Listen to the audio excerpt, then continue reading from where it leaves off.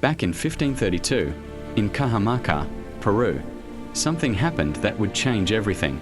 A small group of Spaniards led by Francisco Pizarro met Atahualpa, the ruler of the largest empire in the Americas, and what should have been a peaceful meeting turned into a calculated trap. Very well. The context was already fragile. Spain was driven by a hunger for gold and expansion, while the Inca Empire had just emerged from a devastating civil war. That internal conflict had weakened its unity, even though its power still seemed unshakable. Pizarro recognized this moment of vulnerability and decided to act. When Atahualpa arrived in Cajamarca, he came with confidence, surrounded by attendants and unarmed, expecting diplomacy. Instead, Pizarro's men launched a sudden ambush. There was no grand battle, just shock, steel, gunfire, and chaos. Within moments, thousands of his followers were overwhelmed, and Atahualpa himself was seized in the heart of his own city. Captured and surrounded, he tried to negotiate. He offered something extraordinary: to fill a large room with gold and silver up to a marked line in exchange for his freedom. It was a massive promise.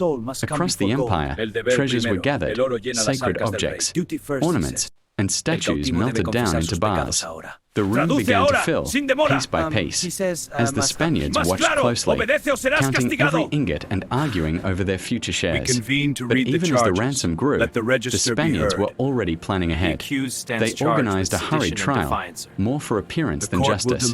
The charges, idolatry, killing his own brother, and plotting against the Spanish, were read out like a prepared script.